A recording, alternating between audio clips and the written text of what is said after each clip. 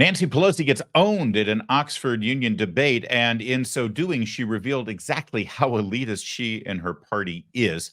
Also, Jerry Seinfeld kills at a commencement address at Duke, and a bunch of pro-Hamas protesters didn't get to see it because, well, because they like terrorists.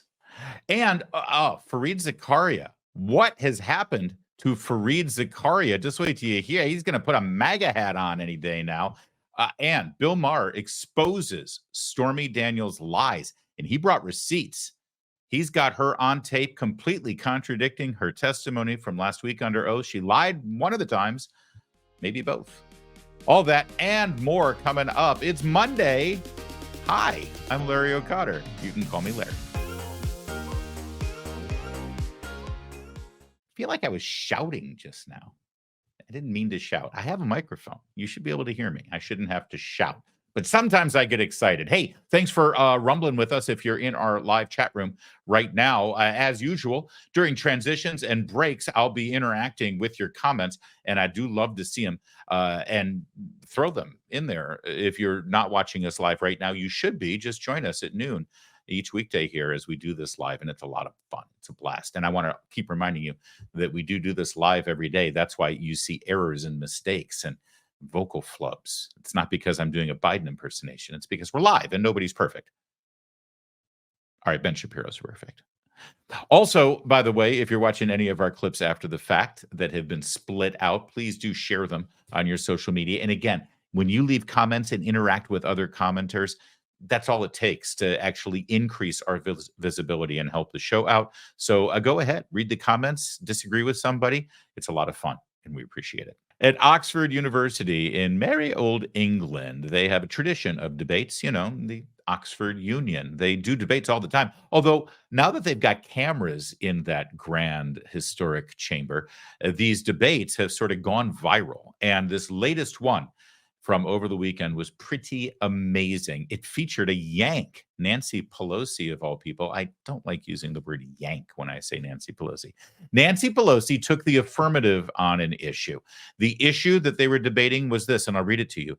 This House believes populism is a threat to democracy. And there was Nancy Pelosi speaking in favor of the motion.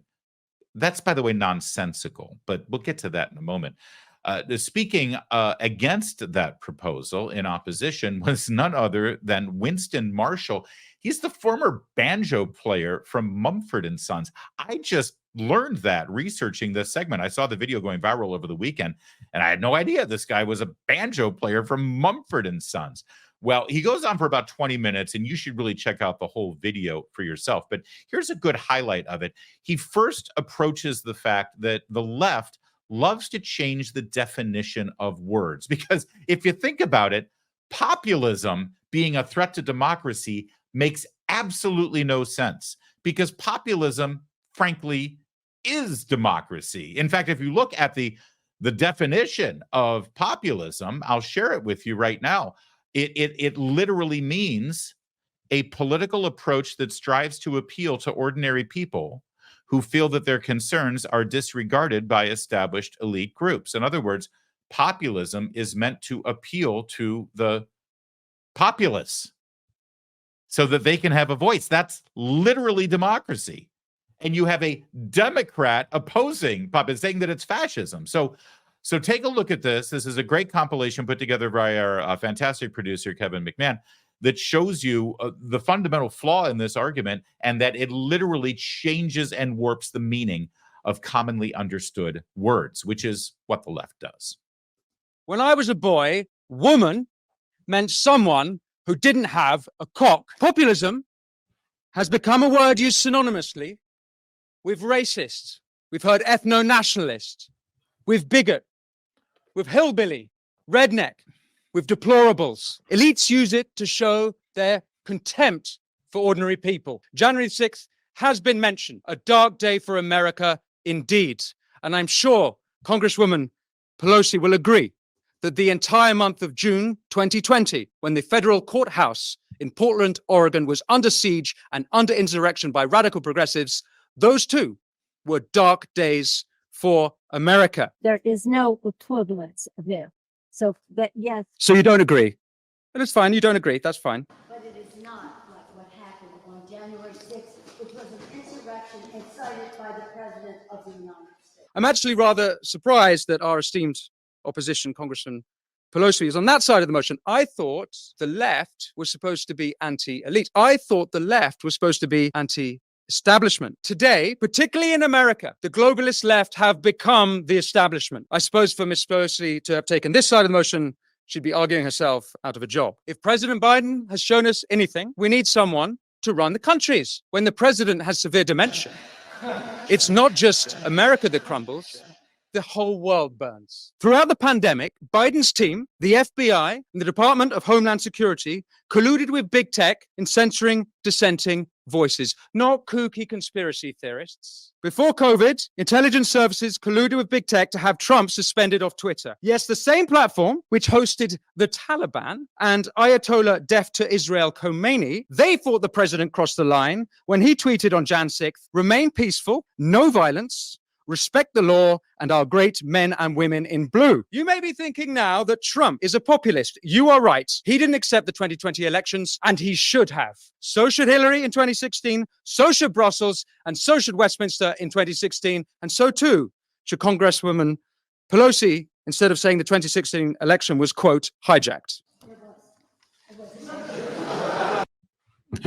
Oh, by the way, she went on to say it was hijacked, but that doesn't mean you don't accept it. Oh, that's the difference. Oh, I see. Okay. Great job. And again, Winston Marshall goes on. It's about between 17 and 20 minutes, and you should watch the whole thing. But when he talked about social media there, he was supporting one of his arguments he made. I want to read it to you. He says, populism is not a threat to democracy, but I'll tell you what is. It's elites ordering social media to censor political opponents. It's police shutting down dissenters. That's the threat to democracy. Populism literally is democracy. I feel like I'm in the twilight zone right now. Maybe I'm just too old, but I remember presidential elections back in like the early 90s. When Bill Clinton was accused of being a populist at one point. Richard Gephardt, remember Dick Gephardt? He was the majority leader for the House of Representatives for the Democrats, congressman out of Missouri, back when Missouri would elect Democrats. I guess they've got one now, Cori Bush out of St. Louis, but she's a whack job. Dick Gephardt was a populist. Dick Gephardt represented unions, blue-collar guys, agriculture, farmers, Americans. And he was a populist. Democrats were the populists, and now things have completely reversed around. I don't know what happened. I don't know what started it, whether it was Pat Buchanan or Ross Perot or Donald Trump. But populism isn't a bad thing in and of itself. Populism is a political movement that gives voice to those who feel they don't have a voice. Now, you would be forgiven if you believe, well, wasn't that Barack Obama? I mean, look at all those massive rallies he had and the hope and change and yes, we can. It was very populist, wasn't it? Not really. Not if you really think about how he ran for office and certainly how he governed. Yes, he was popular, but that's not the same as populism. Populism, as I say, and I'll say it again, gives voice to the masses and the people so that they can once again be heard over the elites and the establishment. That's populism. That's how it's defined. Go ahead and look at your dictionary before they change the definition like they did with the definition of vaccine.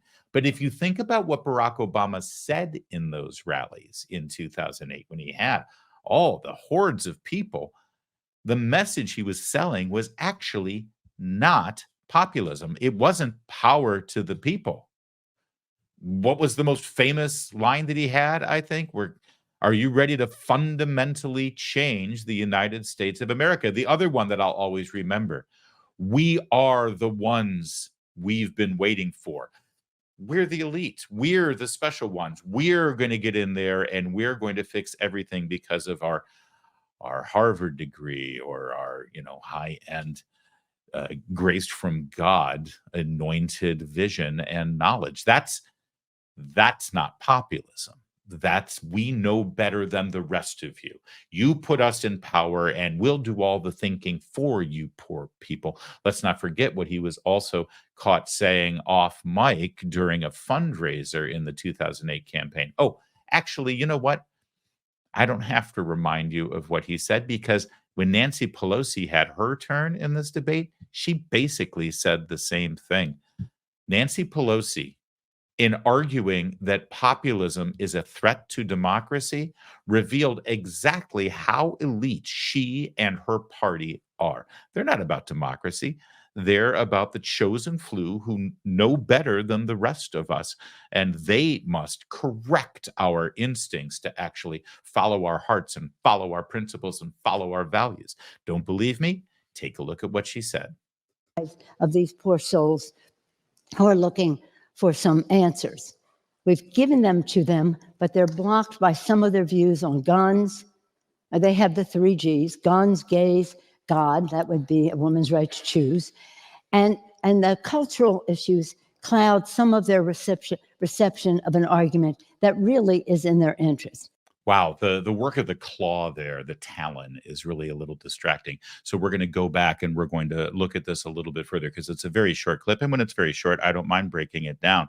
But boy, is that revelatory. And of course, now you know what I was referring to with Barack Obama. He was caught on microphone at a fundraiser saying that these Americans are clinging to their guns and their Bibles. Remember, speaking derisively.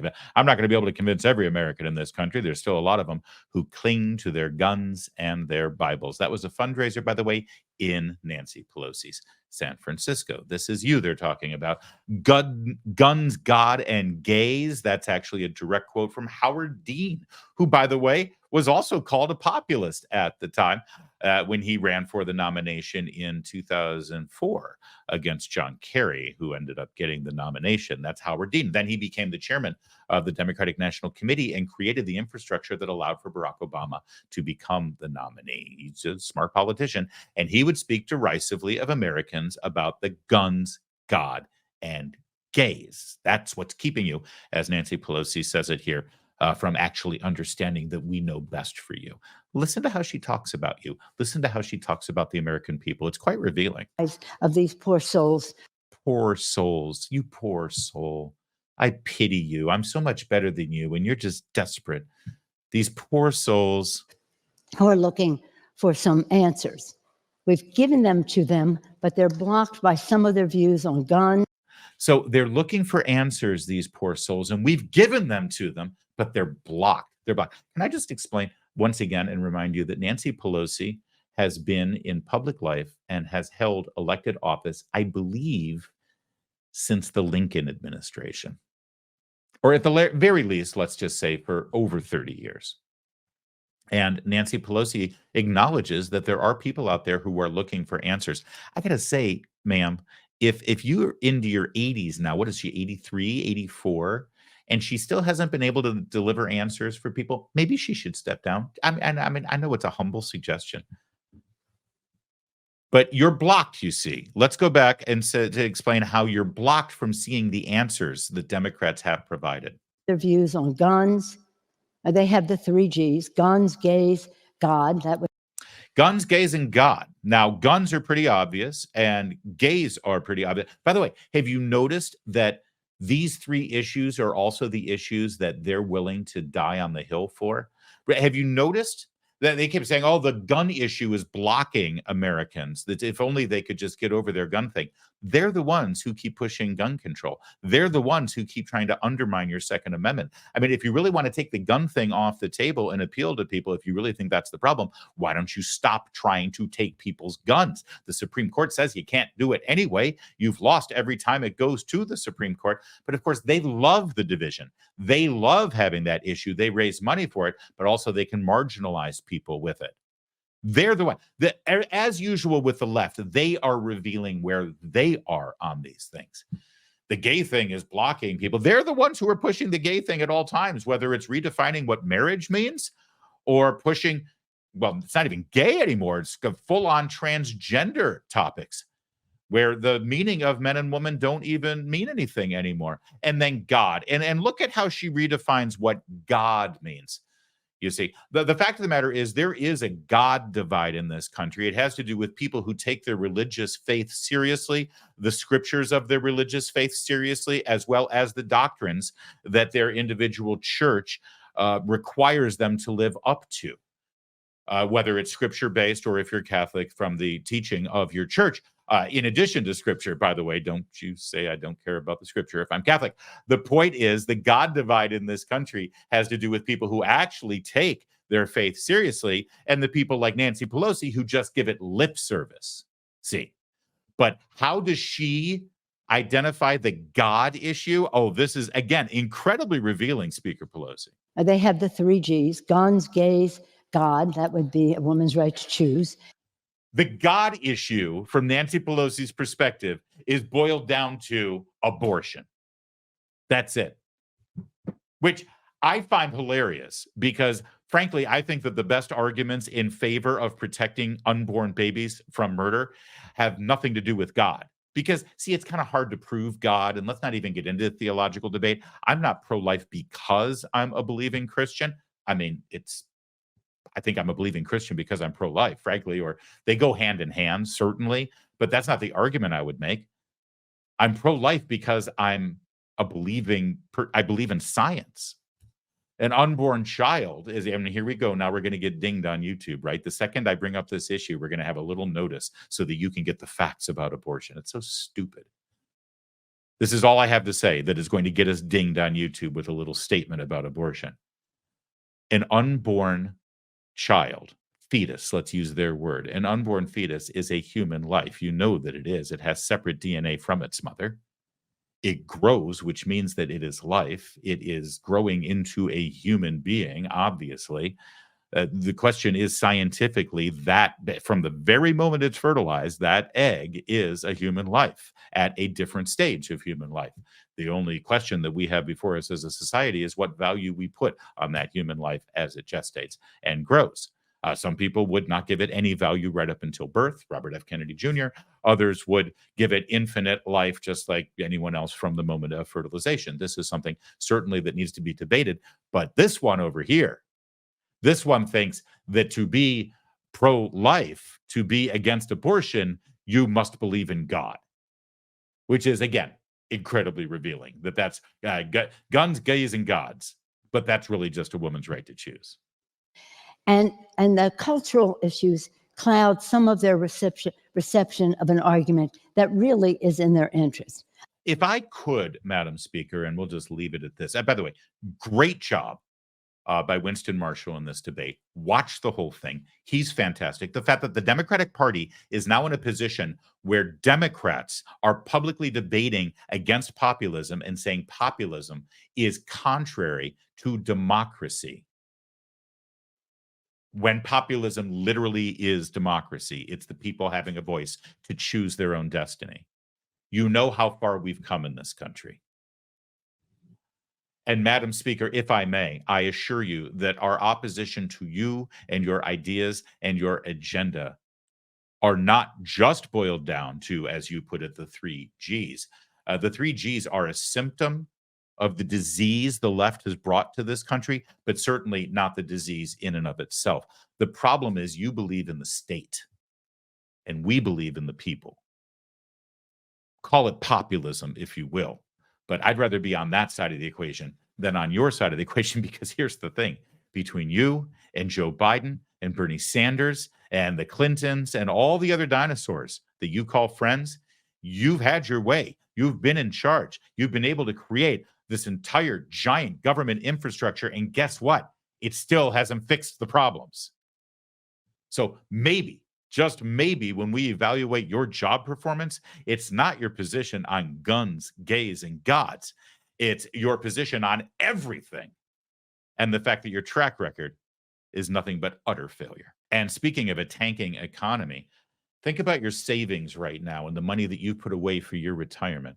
Can it weather an economic storm? And I mean a big storm. Think about what you put away for the future right now. Inflation can render cash worthless. Real estate can crash like it did in 2008. Economies built on a mountain of debt can fall like a house of cards. There are very few physical assets you can invest in that can stand the test of time. Gold has withstood as a valued form of money for millennia. It's why people are flocking to it now and why Birch Gold is busier than ever. Through a little known tax loophole, Birch Gold lets you convert a retirement account into a tax sheltered IRA in physical gold. And the best part is it doesn't cost you a penny out of pocket. I know you want to learn more about this, and it's easy for you to do. Just text my name, Larry, to 989898. See it down there? Larry. Text Larry. It's the name of the show. It's easy to remember. To 989898. Claim your free info kit on gold. Think about it. Again, I asked, can your IRA or 401k weather an economic storm? If you don't think so, if you're not sure, if you know absolutely not, call the people I trust. Birch Gold. Text Larry, 989898. Secure your savings today. It is commencement season. People are graduating from higher universities. And of course, this climate that we're in right now means these commencements are going to have a ton of pro-Hamas, pro-terrorist protests. And Duke University's commencement was no exception.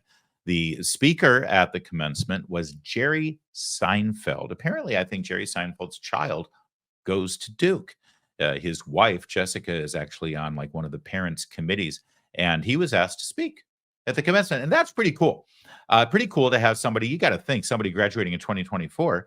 Jerry Seinfeld was, I'm sure, a huge part of these young adults coming of age.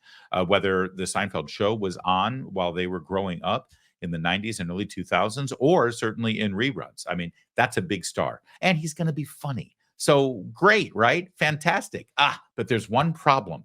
He's Jewish. And he thinks that Israel has a right to exist as a country. So, of course, there were immediate protests. Take a look. Jerry is also serving as our commencement speaker today.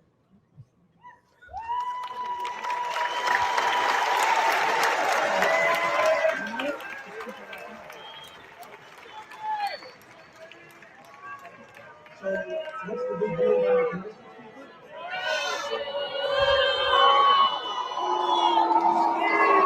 Now, what just happened there is as they were protesting and walking out and unfurling their Palestinian flag or whatever the heck that thing is, they were starting to chant Free Palestine, Free Palestine. As you can see, it's a handful of them, right? Well, the students all started chanting Jerry, Jerry, Jerry in support of Jerry Seinfeld and started applauding. And then as a little procession of wannabe Hamas terrorists left the stadium there, the audience booed them. They weren't booing Jerry Seinfeld.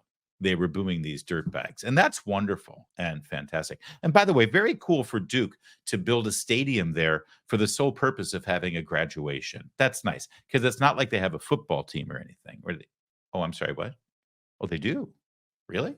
Duke? Huh. Who knew? Duke has a football team. Good for them. So anyway, the protests go and they all march out and the crowd cheers and chants Jerry, Jerry, Jerry. And the grown-ups who left, the good people, the people who, I mean, think about it for a minute. How many conservative students or just not brain-dead liberal students have to sit through a commencement address delivered by some crazy left-wing lunatic, whether an elected official or some, novelist or poet or Hollywood actor? And they just drivel on and on and on about their left-wing causes and climate change. And of course, if you're not liberal, you're sitting there like, oh, God, this is just ridiculous. What a waste of time. It's my graduation. I got to listen to this. But you don't get up and make a big hissy fit about it because you're an adult. You're a grown-up. And you're not going to make everything about you. Well, of course, when you're on the left, everything is about you. And everything's going to be a righteous protest. And I can't believe they had this hate monger as my commencement speaker. Really? Who is your commencement speaker? Jerry Seinfeld. The comedian? Seriously? Well, because they decided to make it all about themselves, they missed the commencement address. And it's great. And you see, here's the thing. A lot of people are talking about the students who walked out in protest, and it's understandable. Listen, if this were, if a Palestinian supporter or Hamas supporter went up and gave a speech, and a bunch of, pro-Israel, pro-American, pro-freedom, pro-I want to live instead of get killed by terrorist types got up and left, that would make a lot of news, wouldn't it? So, of course, it's going to make news that these people walked out.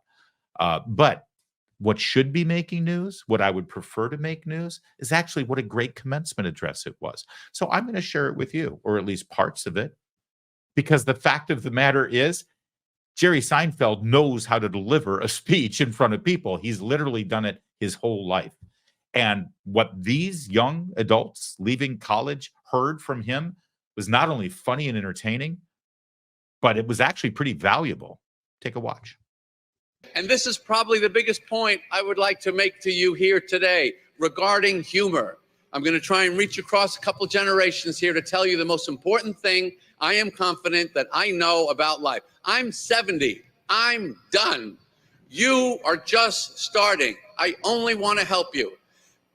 The slightly uncomfortable feeling of awkward humor is okay. It's not something you need to fix. I totally admire the ambitions of your generation to create a more just and inclusive society. I think it is also wonderful that you care so much about not hurting other people's feelings in the 1,000,001 ways we all do that every second of every day. It's lovely to want to fix those things, but, all caps, but, what I need to tell you as a comedian, do not lose your sense of humor. You can have no idea at this point in your life how much you are going to need it to get through. Not enough of life makes sense for you to be able to survive it without humor. And I know all of you here are going to use all of your brains and muscle and soul to improve the world, and I know you're going to do a bang-up job. And when you're done, as I am now, I bet the world, because of you, will be a much better place. But it will still not make a whole hell of a lot of sense. It'll be a better, different, but still pretty insane mess. And it is worth the sacrifice of an occasional discomfort to have some laughs. Don't lose that. Even if it's at the cost of occasional hard feelings, it's okay. You gotta laugh. That is the one thing at the end of your life you will not wish you did less of. Humor is the most powerful, most survival, essential quality you will ever have or need to navigate through the human experience. And this I love that. In fact, that line, I'm going to steal it and make it my own, or at least say it to my kids. Laughter is the one thing you will never wish you had less of. It's great. And he's specifically talking about, cut it out with all the political correctness. That joke was uncomfortable to you. That's fine. Let it be. Humor is humor. We used to live in a world where sticks and stones couldn't break your bones.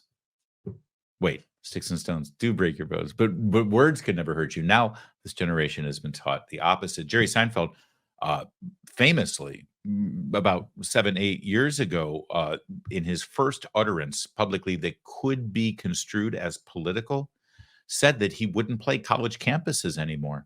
Where comedians used to thrive on college campuses. Hardly any of them go there anymore because of speech codes. Because you can't tell a joke because you run the risk of being canceled or you protest or what have you. This is well before any concerns over Israel or what have you.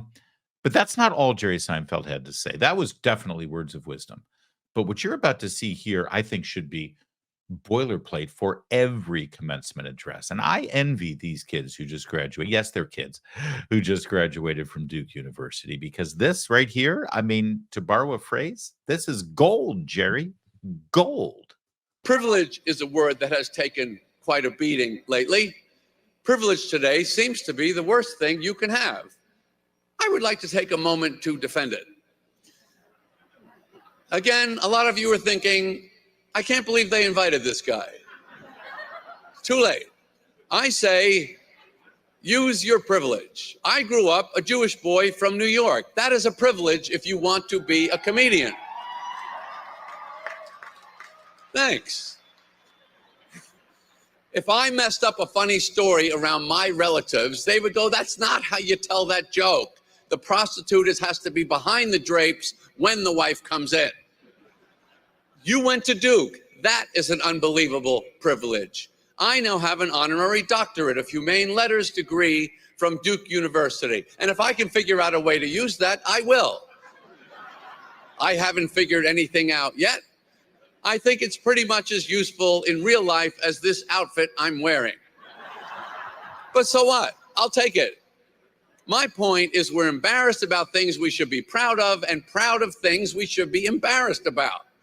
When I was writing my TV series, thanks. What a crowd.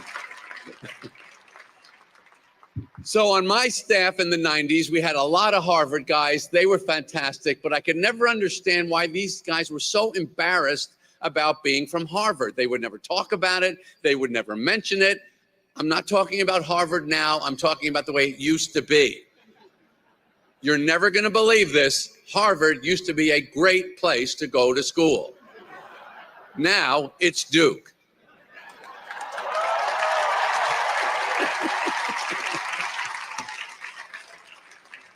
You didn't fake your fabulous education. You earned it. Be proud of it. Don't just drop it on people right before you serve in pickleball. Okay, Duke 24 coming at you. But if it comes up, if someone asks, don't say it looking down, stubbing your toe in the dirt. When someone asks, where'd you go to school? You say, I went to Duke. Watch them take that uncomfortable, hard swallow. AI, on the other hand, is the most embarrassing thing we've ever invented in mankind's time on Earth. Oh, so you can't do the work. Is that what you're telling me? You can't figure it out? This seems to be the justification of AI. I couldn't do it. This is something to be embarrassed about. The ad campaign for ChatGPT should be the opposite of Nike. You just can't do it. Making fake brains is risky. Frankenstein proved that. He was so dumb, he thought a monster needed a sport jacket. It's not a wine tasting. We're terrorizing villagers. No one's going to tell you, I'm sorry, Mr. Stein, it's jackets only this evening.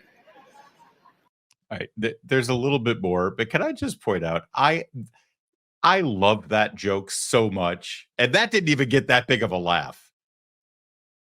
This is what makes Jerry Seinfeld great. It's true. Why is Frankenstein wearing a sport coat? It makes no sense. Who was the costume designer of the Frankenstein movie back in the 30s for Universal Studios? And they get the whole Boris Karloff thing going on. And they said, you know what? He's got the giant monster shoes. He's got the square head with the scar and the lightning bolts for the electrodes. And perfect. Oh, wait, he's not perfect yet. Let's put a tweed jacket on him, maybe with some elbow patches. Hell, that's brilliant. They call that observational humor. And Jerry Seinfeld is literally the greatest at it. And it's just, I love that joke. Mr. Stein for Frankenstein. Sure, of course Frankenstein was Jewish. His last name's Stein. What I like is we're smart enough to invent AI, dumb enough to need it, and still so stupid we can't figure out if we did the right thing. Making work easier, this is the problem. So obsessed with getting to the answer, completing the project, producing a result, which are all valid things, but not where the richness of the human experience lies. The only two things you ever need to pay attention to in life are work and love.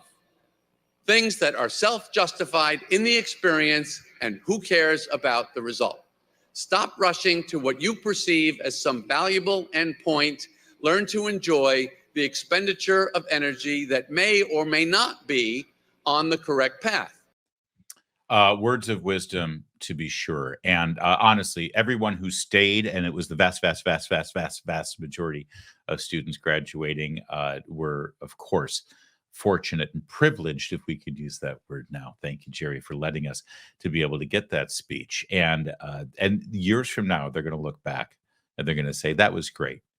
Good on Duke for getting Jerry Seinfeld for our commencement address. That's amazing. By the way, Jerry's 70 years old. How did that happen?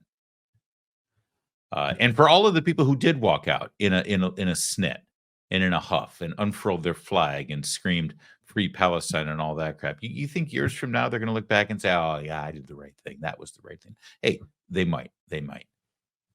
I bet the majority of them are going to recognize what a stupid, churlish, selfish, imbecilic move it was. And if they don't, I'll be honest with you, I don't care either way. But Jerry, that was gold. Gold, Jerry. Gold. As you know by now, porn star Stormy Daniels testified last week under oath in the trial of Donald Trump and falsifying financial records up in Manhattan.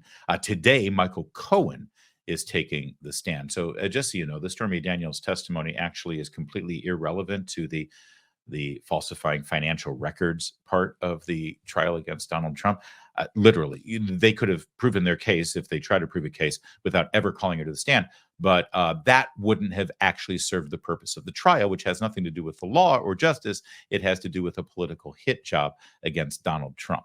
Don't believe me? Well, just so you know, they will go to no length to hurt Donald Trump. I mean, they even invented the Steele dossier and suggested that he was in cahoots with Vladimir Putin to steal the 2016 election. And they invented that. And that went so far as to an FBI and special prosecutor investigation that never proved what they allege. So if they were willing to do that, I think they might be willing to charge Donald Trump with falsifying records just to drag his name through the mud. Of course, it's not working, but let's get back to Stormy Daniels, because apparently not only did she testify last week to try to harm Donald Trump and serve a political purpose, but she also lied under oath. And Bill Maher has brought the receipts. Take a look at this segment, and then we'll talk about it.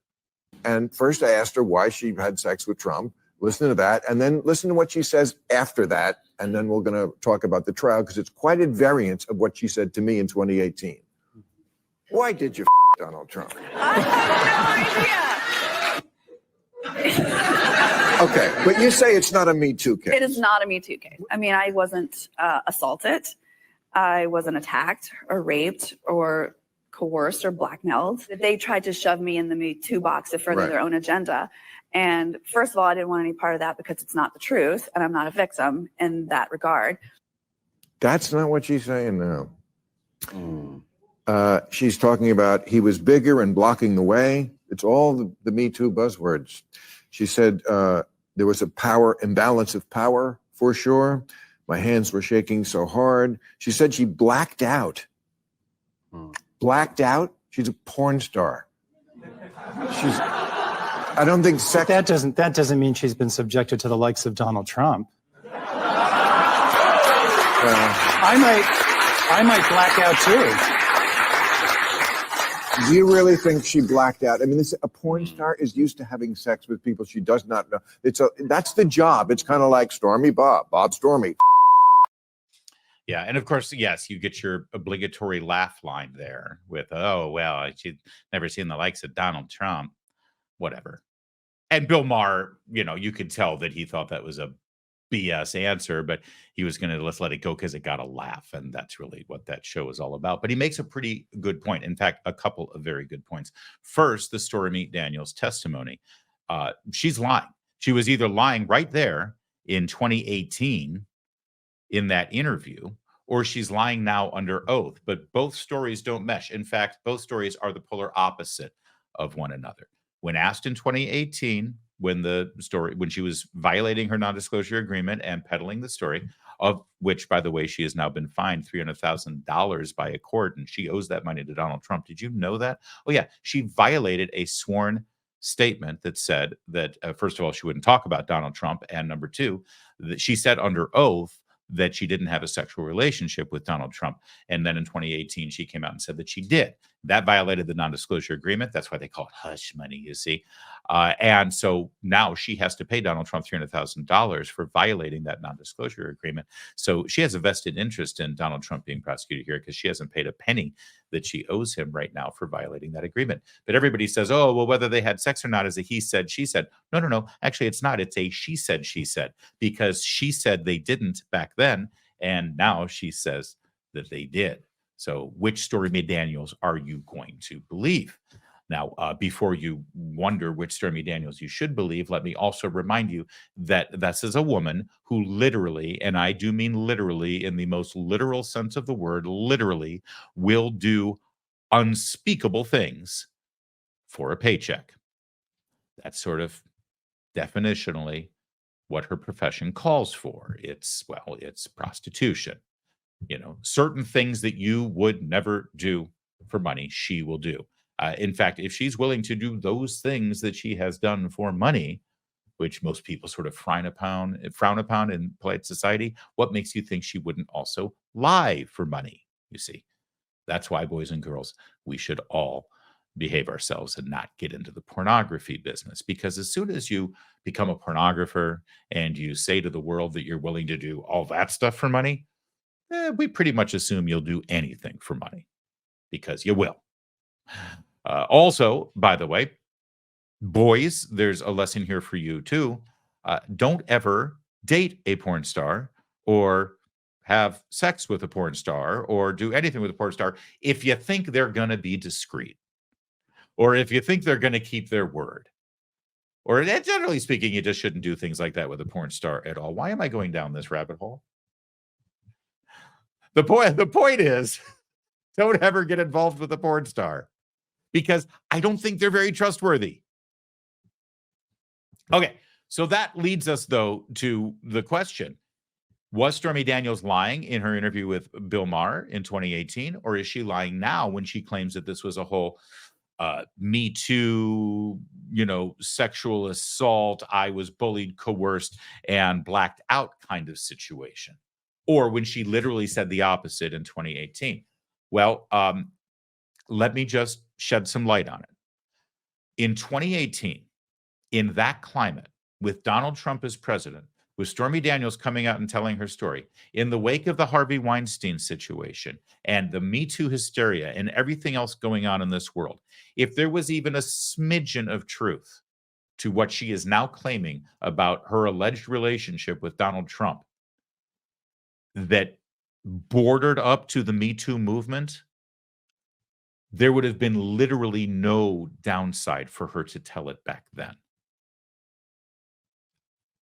I mean, none whatsoever. In any way. There is only benefit, only positive benefit for her to say that. And yet you just saw the video where she adamantly denied that there was anything like that. So that's really important and informative from Bill Maher there. But also, before Bill Maher had his say, Megyn Kelly on Friday also commented on this testimony. And Megyn Kelly, by the way, she famously sued Fox News based on sexual harassment on the job and Me Too stuff that went on. So, and she's also a lawyer. So she's kind of, I think, well-versed in the do's and don'ts on issues like this. And frankly, more importantly, she doesn't have any tolerance for somebody exploiting the issue the way it appears Stormy Daniels is now for her own good sympathy. Take a watch. There's another piece of it. I mean, that we talked when Phil was on the show the other day about this new Me Too suggestion. It's implicit. She can't say it explicitly, like I was Me Too'd by the guy, but she's now talking about the power differential between them and how, okay, he didn't behave in a threatening way, but he blocked my path out of the hotel room because I emerged from the bathroom and there he was on the bed and the hotel room door was on the other side of him. Hello, that's called life. You walk around the bed and you open up the hotel room like we've all done a million times at the door. It's not that hard. It's not threatening just because somebody's there trying allegedly to do what it was clearly both of your mission to do when you showed up and didn't have dinner. So here is Susan Necklace zeroing in on testimony Stormy gave on Direct, which I had missed, about this is another one of the reasons she allegedly felt so threatened and couldn't leave and therefore she had to stay and have sex with him. He had a bodyguard outside the door, you see, guys? And apparently this is also threatening in some way, even though Trump was non-threatening. This also led Stormy to believe, I guess I can't leave. So the Trump defense attorney, this is Necklace Dill. Did you testify on Direct that one of the reasons you did not leave the room is because you felt threatened by Trump's bodyguard being outside? Stormy, absolutely. And then she refers to a Vogue 2018 interview Stormy did. Did you say in this interview that you never felt threatened at all during your alleged sexual encounter? And she says, I don't control what parts of quotes they use. I don't know what that's supposed to mean, but it sounds like a no. It sounds like, no, I didn't say I never felt threatened. Let me refer to the quote from the Vogue article, which we pulled. This is the author of the article, the journalist, writing, quote, our interview is almost over, but I have a nagging question left to ask. She's always insisted that the sex was consensual and that her story has nothing to do with the Me Too movement. But ever since I watched Daniels tell Anderson Cooper that she felt a sense of obligation to Trump, quote, I had it coming for making a bad decision for going into someone's room alone, end quote, she said. I've wondered why she didn't just leave. Did Trump do something that made her feel like she had to have sex with him? Daniels is emphatic. No, nothing, she says. Quote, not once did I ever feel like I was in any sort of physical danger. I'm sure if I would have taken off running, he wouldn't have given chase. And even if I had, there's no way he could have caught me. Contrast that to one of the reasons I didn't leave is because I felt threatened. His bodyguard was out front. You guys, this is a joke. That was good. Yeah, it's a joke, all right. It's absolutely a joke, all right. And Megyn Kelly nails it there. And again, she's a lawyer, so she's knows her way around this testimony and knows her way specifically around Me Too or sexual harassment suits and these situations where women find themselves in these situations. It's great and great commentary from both Bill Maher and Megyn Kelly, who can't be on more opposite polarized positions in terms of politics and in terms of just their approach to the jobs that they do. That said, this is the trial the left wants. This is the trial the Democrats want. By the way, also revealed last week in a pretrial hearing was the fact that one of Alvin Bragg, he's the prosecutor there in Manhattan, one of the paralegals that works on the case actually deleted pages of evidence showing phone calls between Stormy Daniels and Michael Cohen, the lawyer, former lawyer of Donald Trump, who's the witness today, deleted 3 pages worth of phone records that had taken place between the 3 of them and never revealed to the court or to the defendant that those calls had been in the evidence that they had and then got deleted. So, sounds like evidence tampering to me, doesn't it to you? And then lying about it. They were compelled to admit that, in fact, those records had been deleted and that they had lied about their existence. So, it's all shaping up to be a real fair day for Donald Trump in court up in Manhattan. And again, I remind you today, Michael Cohen is taking the stand. So last week was the porn star who has changed her story many times, who has already sworn under oath that there was no sexual relationship, and then, of course, violated her non-disclosure agreement and perjured herself against the sworn statement that it never happened, and has now changed her story from 6 years ago when she said it didn't happen to now saying, first of all, she came out 6 years ago and said, oh, yes, it did happen, even though years before she had said it didn't happen. And now, as she tells the story about how it did happen, her story is different than it was 6 years ago when she said it happened. So that was last week's star witness. And then this week's star witness, Michael Cohen, he has 2 claims of fame.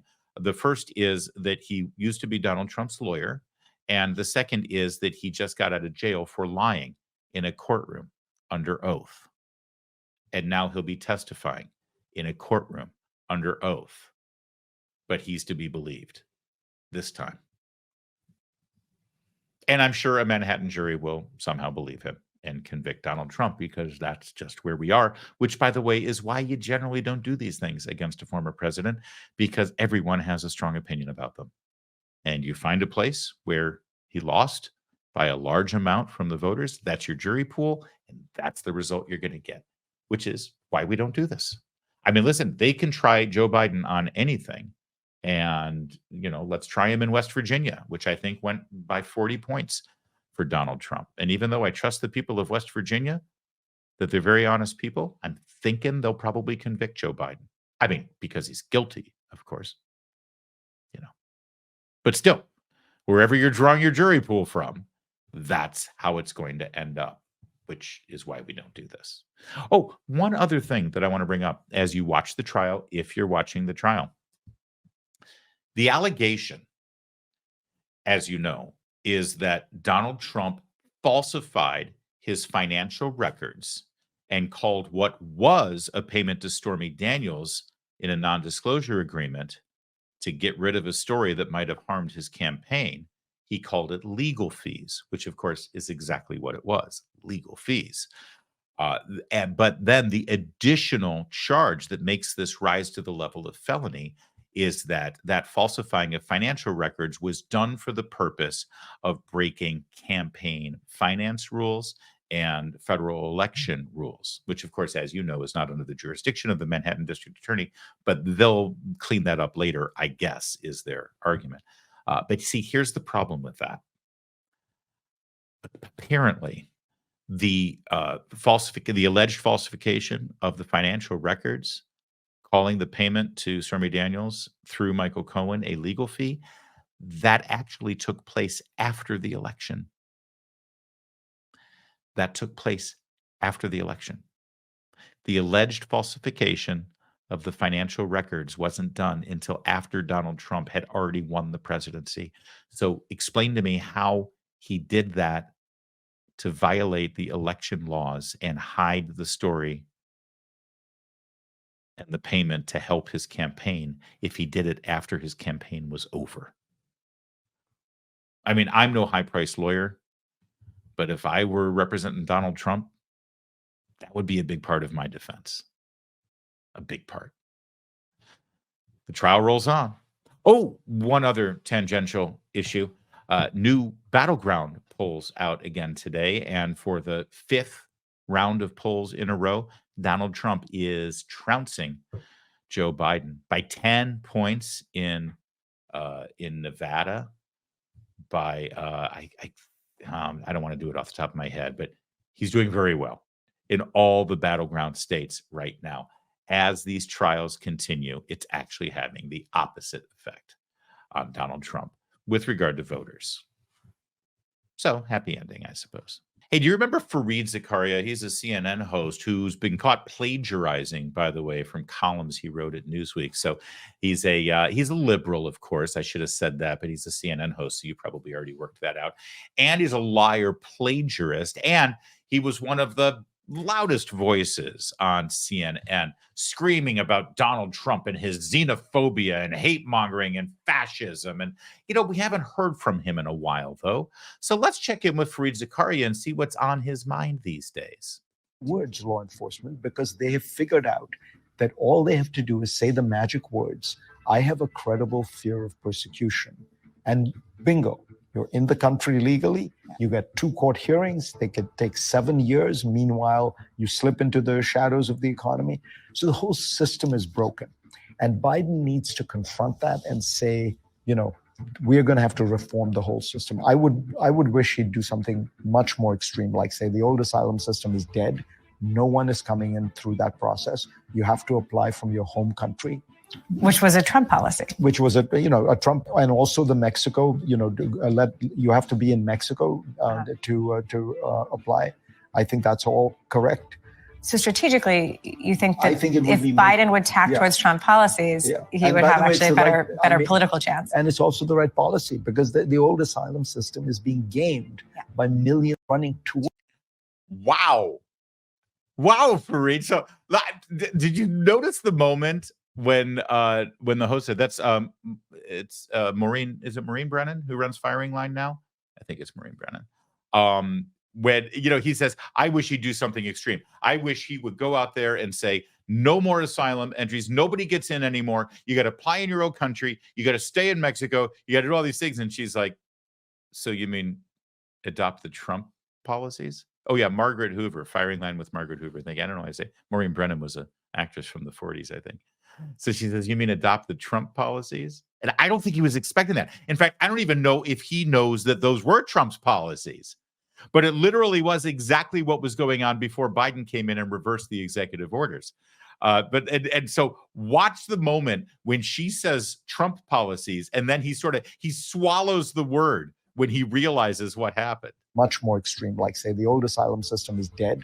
No one is coming in through that process. You have to apply from your home country. Which was a Trump policy. Which was a Trump, and also the Mexico, Let's not talk about the Trump part of it. Let's not talk about the Trump part. And what he's saying is he's trying to suggest this to Biden to help him politically to win the election. I wish he would do this because obviously what's going on down there is terrible. But then he says it's also the right thing to do. So not only is it politically the appropriate thing to do, but it actually is the fairest because it's a freaking insane mess right now. So where the hell did this Fareed Zakaria come from? He's laying out exactly what is wrong with what's going on right now. And what he is saying literally is exactly what Donald Trump has been saying. What all of us have been saying. They're gaming the system. They know the magic words to say. They go out and seek out law enforcement, and then they tell them, I have a fear of going back to my country. Boom, you automatically get asylum. Stay in the country. You got a hearing, but by the time you even show up for your hearing, you're already here. Then the argument's going to be, let's say they lose their hearing 7 years from now that they have for their asylum request. Well, you can't deport them. They're Americans now. They've been contributing to our society for 7 years. Yeah, that's exactly the plan. That's exactly what they're trying to do. And Zakaria is calling BS on it. He says the system is broken and he should pull the plug right now. Nobody else gets in. Asylum is done. Oh, you mean the Trump policy? Well, but there's more. Hold on. Fareed Zakaria isn't done. There's something really weird going on with this guy. Watch this segment. Now, this is from his TV show on CNN, Fareed GPS, where he talks about the Trump trial up in Manhattan, and then makes a revelation that you will not believe. He might get fired from CNN. He might lose his job after he says this. And the trials against him keep him in the spotlight, infuriate his base who sees him as a martyr, and even may serve to make him the object of some sympathy among people in general who believe that his prosecutors are politically motivated. This happens to be true, in my opinion. I doubt the New York indictment would have been brought against a defendant whose name was not Donald Trump. A majority of Americans are skeptical that Trump will be able to get a fair trial. I mean, it sounds like he's watching our show. This is exactly what we've been saying. The majority of Americans don't think he can get a fair trial, and that Biden is using the court system as a political weapon against him. And if his name weren't Donald Trump, these charges never would have been brought. This is Fareed Zakaria saying this? Listen, I don't need freaking Fareed Zakaria to say what I believe and agree with me to validate what I think or validate what you think. It's just such a stunning moment to hear someone an elite leftist like Fareed Zakaria on CNN saying something that is just obviously objectively true. We're not used to objective truth on CNN and obvious logical conclusions. That's not CNN's brand anymore. Watch this segment one more time. It's very short, but listen to what he's saying about what the American people believe is going on with this trial and with the political use of our court system as a weapon against Donald Trump. And then he says, and by the way, that's true. And the trials against him keep him in the spotlight, infuriate his base who sees him as a martyr, and even may serve to make him the object of some sympathy among people in general who believe that his prosecutors are politically motivated. This happens to be true, in my opinion. I doubt the New York indictment would have been brought against a defendant whose name was not Donald Trump. That's an absolute stunner. And listen, welcome aboard, Fareed. It's nice that you can actually see what's going on right in front of you. Here's the deal, though. He's not doing this because he's some sort of fan of Donald Trump, and he's certainly not trying to give voice to you on that program. No, he has a very narrow audience. They're the elites in the Democrat Party and in the establishment in this government, as well as I believe this is an international show on CNN International. Yeah, see, global public square. He's communicating to the powers that be that you got to change this. You got to fix this. The game is up. The game is up. This Biden thing is going down the drain faster than you think, which of course goes back to what I think they're ultimately going to do, which is yank Joe, make a deal with him, and put Kamala in. But by the way, Fareed wasn't done. He also talked about the polls showing that Joe Biden is incompetent and cannot be president because of his mental incapacities. And that raised the ire of Whoopi Goldberg and the gals on The View. Watch. But Trump now leads by 16 points in January 2024. That 25-point shift could be a reflection of people's sense that the president's age is affecting his capacity to govern. And there's very little that Joe Biden can do now to change that perception. I mean, that yikes. Whoa. Sorry, I didn't mean to scare everybody like that. That's like a jump cut in a video. Little jump scare. We'll get, she's really pleased to hear that, isn't she? We'll get her reaction in a second, but what he just said is objectively true. Is there anything that Joe Biden could do or say now, do you think, that could actually reverse people's public perception of his age and deterioration and his capacity to be able to do the job at hand? I can't, there's nothing. They're literally, and they show him riding a bicycle, they show him trotting along the lawn, but they don't even try that anymore. They surround him with people so you can't see his halting gait as he tries to walk across the South Lawn. There's nothing that he can do. And he keeps saying, I'm going to debate Trump. The debate will not happen. It's never going to happen. They will sooner replace him on the ticket than let him debate Donald Trump. So again, Fareed Zakaria is saying what everybody knows and is objective truth.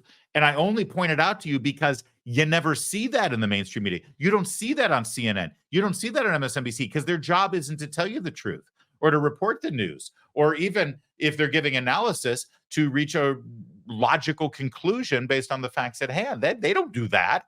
Their job is to manipulate you and warp facts to further the political agenda of the left in this country. We know that, which you're about to see from Whoopi Goldberg, right? Look at her.